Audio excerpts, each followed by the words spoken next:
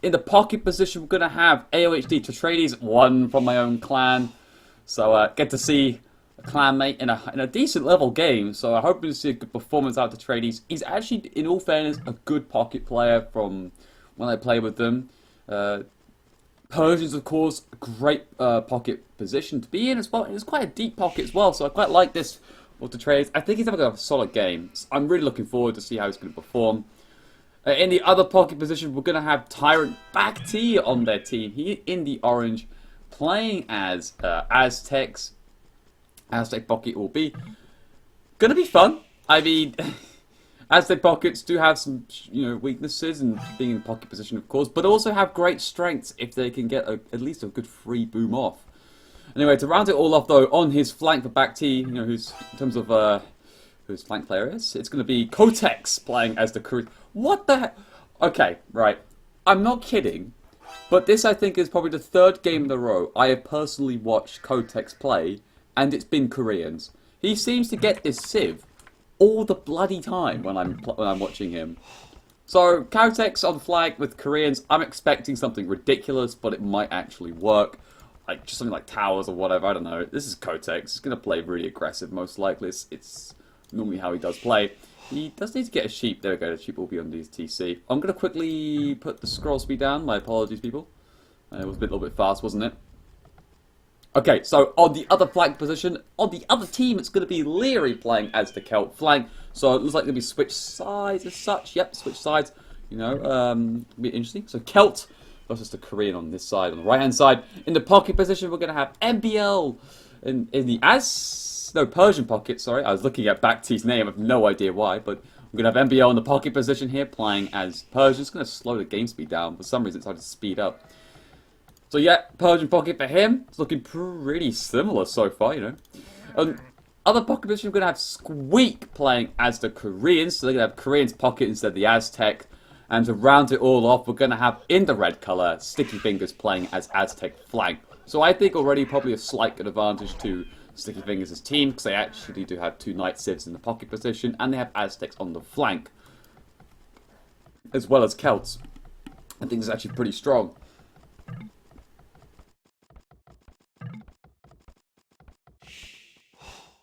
So it looks like Sticky Fingers is already finding out that is all the 3 golds here from Ganji's very far forward. Yes, there is. His main gold, secondary gold, and this is, I think this is made. This could be. I think it's, Yeah, that's Ganji's second gold. What about the third gold then from Ganji? Where's your third gold, bud? No, his third gold's behind here. That's his third gold, so it's not all forward. I think Sticky Fingers' gold's sort of similar, 2 golds being forward. So we could expect quite a high level of action, I think, here between these 2 players. And again, it's going to be the Aztec versus Celt. It's a decent matchup, really. I mean, they aren't really lacking in eco. Probably Aztec is probably better. Oh, it looks like a board steal going on here. Back T, you absolute gem, trying to take something here. Oh, he's microing as best he can, trying to stop Green from taking away the aggro. And he's managed to do it really well. He's still going here. He's still got some way to go. He's got to get to Kotek's base. He's on 11 HP. He's got to keep dancing back and forth. I think Blue needs to send a villager out right away to stop the ball going back, because Bacti's scouts, of course, down to 5 HP. He's got 2 hits left. Oh, but it's going to get stopped, and it goes back. Oh, Leary. Oh, Blue was just too slow. Oh, Kotex. Oh, that's... What a missed opportunity there from Kotex. But he misses it, but it's not, I'll tell you what, if I was Bacti, I'll be pretty mad a little bit. It's like, why did you come out earlier? Wouldn't have had these problems.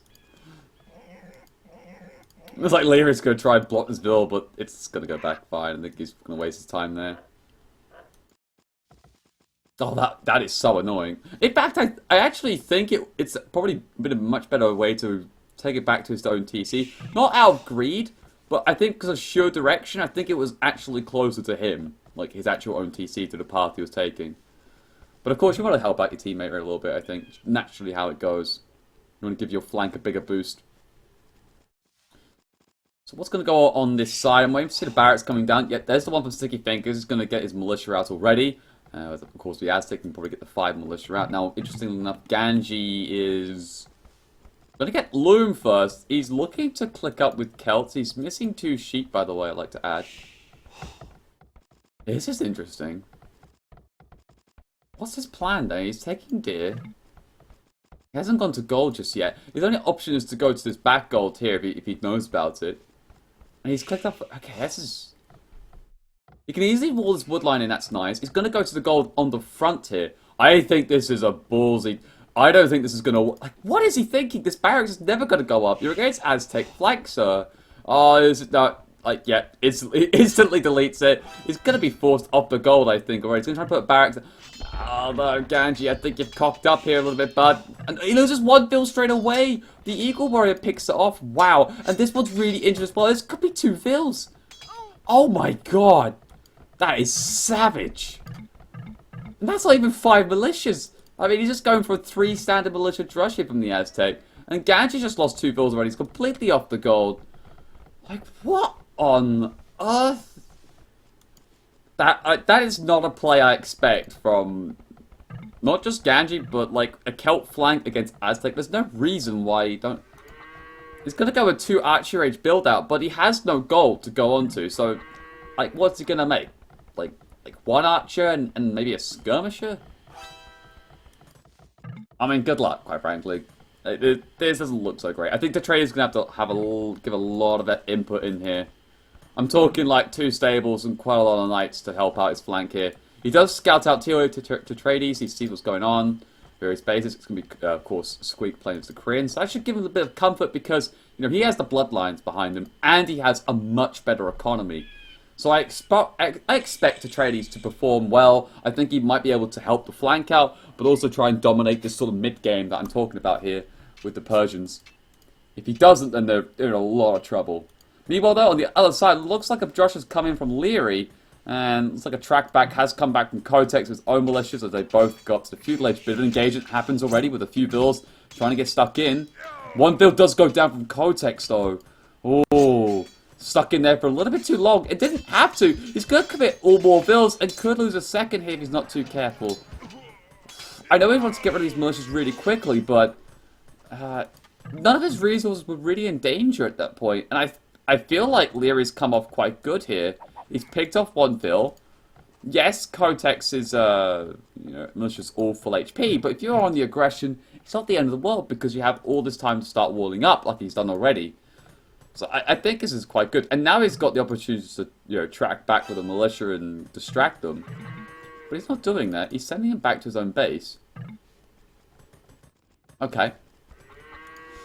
Anyway, feudal age, they're both in right now. Archer Range is going to get dropped, and the blacksmith, of course. And from Ganji's side,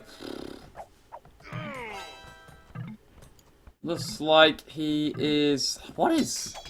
He's trying to deal with his militia with skirmishes, and I'm telling you, this is where it's just going to go wrong for him. Look, the skirmishes cause minimum range, it's very difficult to micro against, and of course, a natural base 1 armor means that these skirmishes do 1 damage against a militia, and they're going to, you know, they're going to kill maybe like what, 2 skirmishes, I think, maybe 3 if they're lucky. Yeah, definitely 2 it seems. If he kills it in time, yeah, he's going to kill that one in time.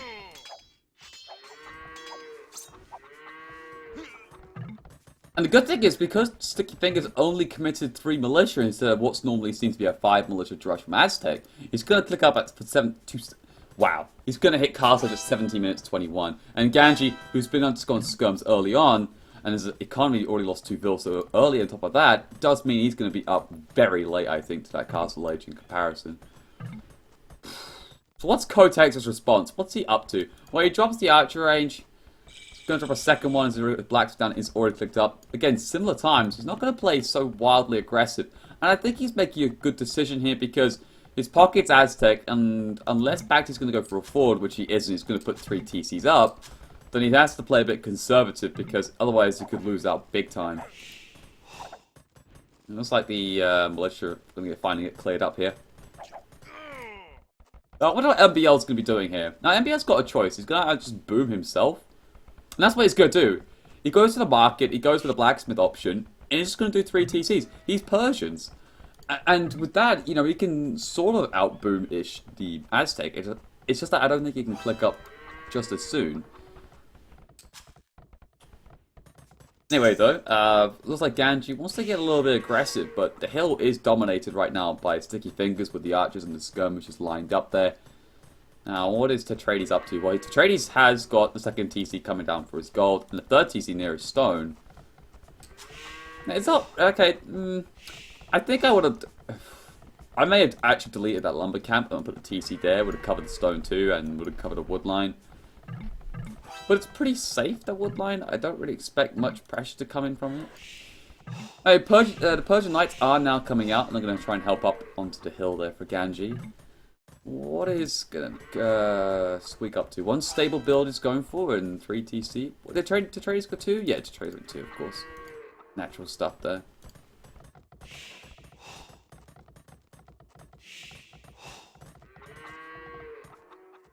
So a little bit quiet right now. Looks like a bit of an engagement did happen over here, and looks like the crossbows are trying to push back Kotex a little bit here. He's only just going to get the crossbow and Bodkin out. But he will have that extra range though when they do fight, which is quite nice. But I wouldn't commit one archer at a time if I was Kotex.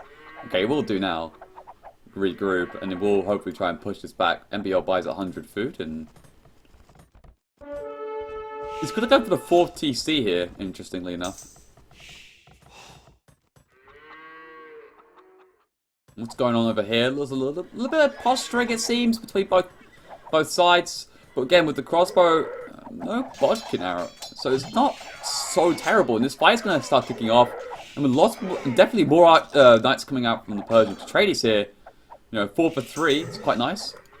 And again, the Persians have that +2 against archers. So it's still a decent fight they can take here. But Ganji, how close are you, bud, to clicking up? Because you need to be up soon. Yeah, he's far away. He needs to click up like in the next minute. Like that's the goal. He needs to click up in the next minute. Otherwise, he's going to get too far behind. 36 bills of Sticky Fingers, and again only 31 from Ganji, and he hasn't even clicked up yet. So we're going to be seeing that second TC coming down already from Sticky Fingers. On top of that, that's not great. With, of course, an Aztec Eco, which is a bit scary if you ask me. But he's going to go quite deep in here with these crossbows. Just like tries to pick up a couple of bills. Trying to get around to help, but in comes Squeak at a good time now. But there are plenty more knights. He should really want to look and try and take a fight here to Tetrades. I think he needs maybe +1 armor or bloodlines at this point. Not because he's weak, but it's just because of the fact that, you know, they're a little bit out-teched on the crossbow front. Which now have Bodkin, by the way. He may have a lot more knights, but I don't think they're so comfortable at this point. Especially when they're going to be attacking downhill, uphill, which isn't exactly the best place to do so. Alongside, meanwhile, looks pretty much more again like a 1v1 situation here. Kotex is holding his own against Leary, but 39 bills in comparison to 31 does highlight a bit of a difference once more. So the flanks here are outperforming quite well against their counterparts. And looks like a little bit of micro comes out of Leary, sending a quick runner. Oh, that's lovely. Look at that. Oh, 5 for 1. Disgust. Oh, making it 6. Oh, the micro. As Kanji says, it looks pretty crap. And he has finally clicked up, but it is 22-minute mark, which isn't ideal.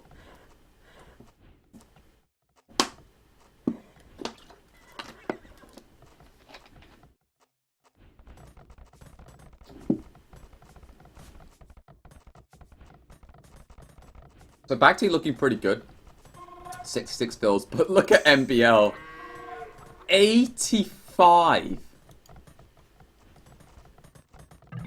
And of course, you know, Bhakti is going to be up on the way to Imperial a little bit earlier, but I wouldn't be surprised if MBL is looking to click up soon. He's got the gold, just needs the food.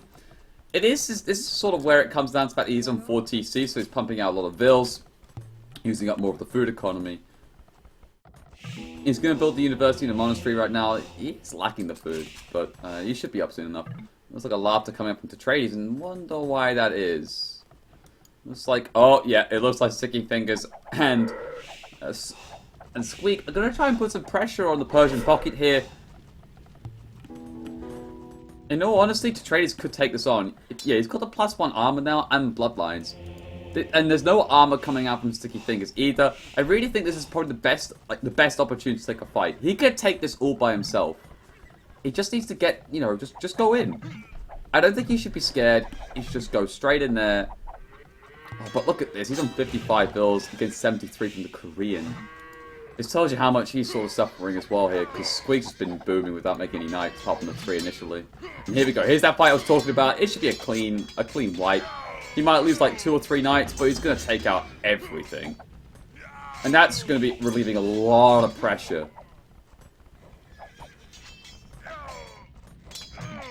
And there we go. That was a good fight from Atreides. Takes care of everything. He might have lost a couple of bills in the process, but it's okay. It's fine. It's just I'm really concerned because now Squeak's on 4 stables, pumping out knights, +1 armor is done. Soon to be +2, I'd say. He's going to get the forging first, however. And now he's going to start getting a lot of knights. This is a little bit concerning here. And Ganji is only on... Oh, okay, he's on 25 military. Wow, okay. But where is it? It's got a few there, but where's the rest of the army? Oh, it's all the way back here. Oh, okay. Now it looks like Sticky Finger's going to start Xing out places to start attacking. And again, with Atreides being a little bit out of position because he had to go back home, and again with Ganji having half his army split up, these knights can just go in for the kill very easily. Got to load the villagers inside the tower, I think. Looks to me that they're going to try and go around the other side. Again, this wood line's very exposed. He should be. I think this is a much safer wood line. I don't know why he's going back here all the time. He's going to lose 2 or 3 bills from this. Yeah, that's a bit sloppy. You should know that this is a much safer wood line. At the side, meanwhile, it looks like Bacti's going to start getting his elite Eagle Warriors out. But now MBL's hitting Imperial Age very quickly. And there we go. There it is. It's just a question of how much military he's got. 5 military out. How many stables has he got rolling? How many stables have you got, MBL? 1, 2, 3, 4, 5. Okay, he's going to get the Cavalier. What's the resources like? It's okay. I mean, you know, it's pretty decent. He's able to pump knights. He's got Cavalier coming through. And he's going to be getting the armor upgraded soon enough as well. And that all-important husbandry. And oh, look at this raid from Atreides. Getting inside that wood line from Squeak. And on the farmland too. That's really nice. He's going to start picking up a lot of bills here from the Korean. He's down to 86. Atreides on 74. So the gap is closing. But here comes MBL to try and help out. He's himself put +2 bloodlines. And very soon the Cavalier. But Atreides could man-fight this though. They're both literally Castle-Age knights. But Atreides looks like he's going to accept this. I'm just going to back off. Whilst MBL's sort of been called to arms here as he's got to try and help out his teammate because the Eagles are inside. They've got now +4 armor. Oh, and there's a gap there too. With Kotek's got a forward Mangonel. He's going to start putting down a lot of pressure. And with MBL being a little bit caught up, he's going to be a little bit late.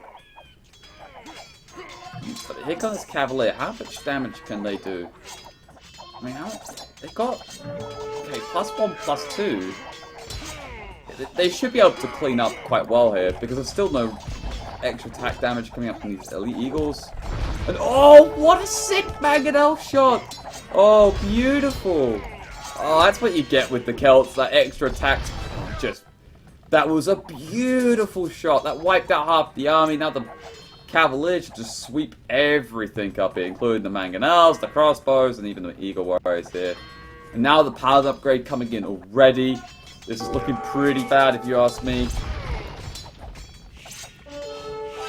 On the other side, quickly, what's going on? Looking pretty safe. In fact, Sticky Fingers is going up to that Imperial Age. Atreides, he is 87 vills, dropping down more stables. It's a bit late dropping that 3rd and 4th stable, if you ask me. I think he should have been done that, you know, a good couple of minutes ago. But he was under a little bit of pressure, so a little bit. And now he's making camels. Ooh. That's not going to work, I don't think. I don't like, generally, when you go camels and knights in this sort of game. Especially at this sort of higher level, because I think with Sticky Fingers, he's going to go into barracks, start going eagles naturally. Well, these are camels. I wouldn't blame Sticky Fingers if it goes arbalest. I know it sounds crazy, but in this game it could actually work. With the Atreides going more heavily into camels as more of a defensive route. Because if he goes the arbalest, he can just pick off those camels really easily.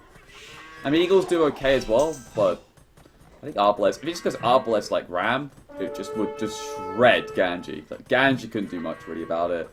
And even if the Atreides took out the Rams, like with the Knights or whatever, they'll still get picked off. And oh, it looks like Ganji's going to make an aggressive move up towards the hill. Mangonel shot flies in. Oh, does pick off two of the back lines. He's going to try and pick it up. He splits. Oh, but what a great round attack. And he picks off another whole bunch. Oh, he does kill the Mangonel, but he loses so much out of it. Oh, two great Mang shots so far in this game. But the Eagles here still applying a lot of pressure, in fact.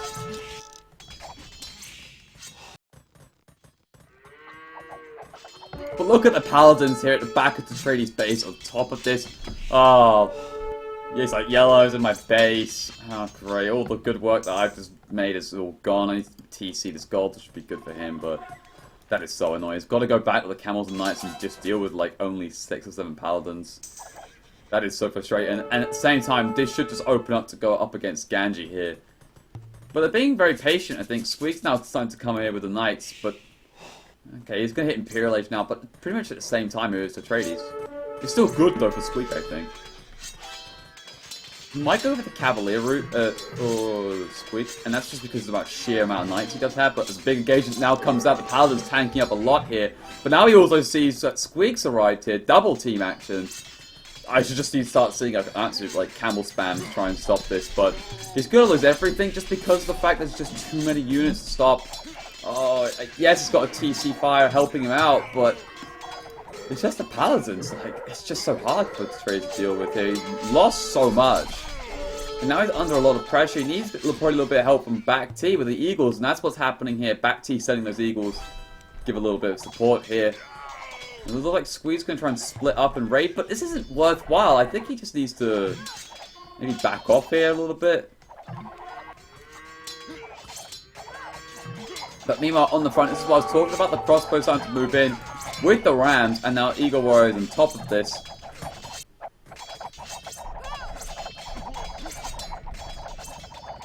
And what's going on the other side? Paladin's starting to put some more pressure as the Mangonels deny a castle there coming down from Kotex. He likes to put forward castles, but in this occasion was a little bit too bold. And this TC here is now going to be under a lot of pressure. Oh, and now the Paladin's going to start carving everything up. Yeah, and Ganji's saying, I am so dead now, and he is. The Eagle's going to start just mopping up with the crossbows behind it. Atreides isn't there because he had to deal with things back at his own place, and he still is. And Squeak's got to go for the Elite War Wagon. Okay. I don't think it matters what Squeak goes for this game. I think it's like a done up, like a, you know, all done up this game. This game's over if you ask me, I think. Ganji's going to be dead still. Like, he's still, like, 51 bill high. Like, he's just been out of the game for so much. And Tadre's like, so much for my game. I see it. Like, it's just unfortunate here for him. And also, Kotex's base is getting just ripped up. Yeah, I think this game is in fact over. And yeah, GG's that thing from Kotex. This looks like GG from them. Yeah, Ganji kind of died after 5 minutes. I honestly didn't understand what he was really doing. I don't want to be like so critical, but in this game, like, he's up against Aztec flank. He has a ridiculously forward gold, but he decides not to go for a drush, and that's fine. Like, I get why you don't want to go maybe sometimes for a drush, but in this occasion, you have forward gold.